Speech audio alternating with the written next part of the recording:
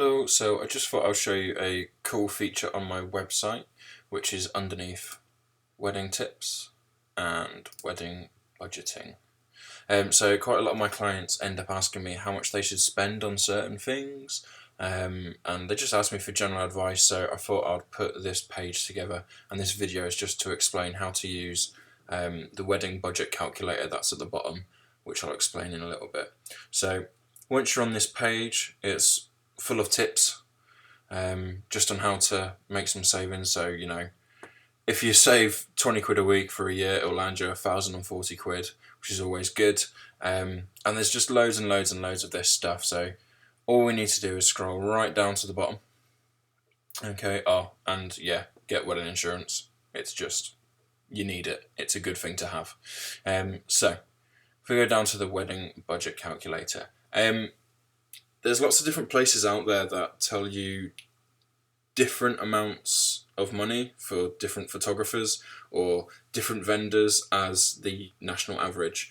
So I actually took 6 different places and averaged them out to find out an average of the averages.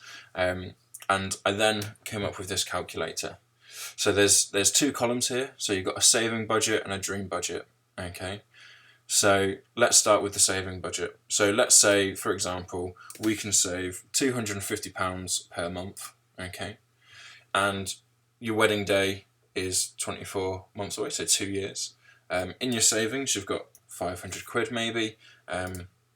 Your friends have amazingly given, 300.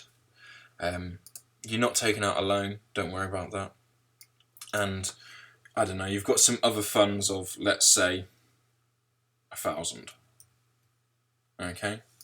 So that's going to give you a total budget of £7,800, which is probably, to be fair, what me and my wife spent on our wedding in total.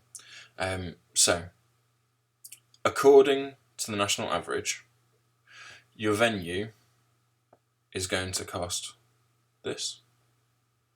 Your catering is going to cost this. Okay, believe it or not, catering and venues are the same percentage. Photography, your national average is going to be here.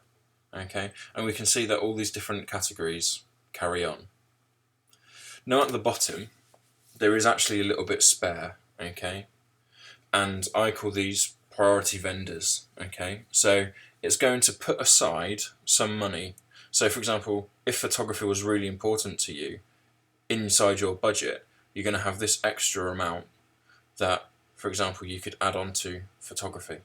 Okay, so you can also tick and untick buttons. So for example, you may not be having a videographer, you may not need transport,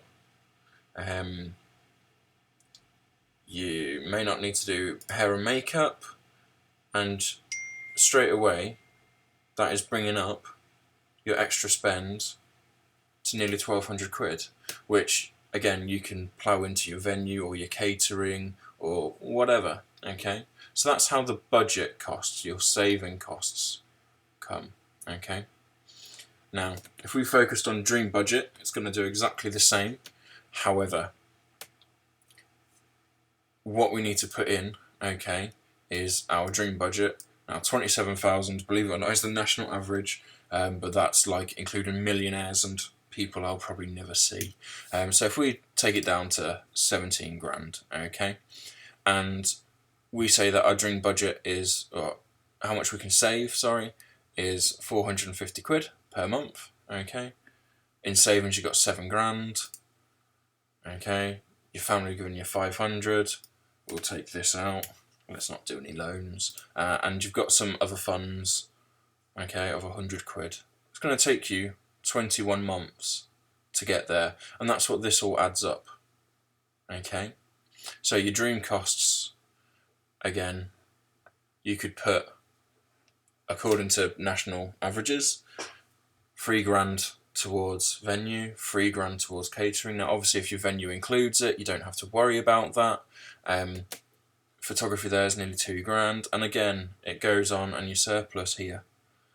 So again, you can tick in these boxes and you can add and take away what's important to you. Again, none of this is set in stone, it's just a good idea to see what's going on with with national averages across 6 different blogs that I found, all claiming to be average when they were all crazily different. So that's how to use my calculator, and I hope you enjoy. Thank you very much.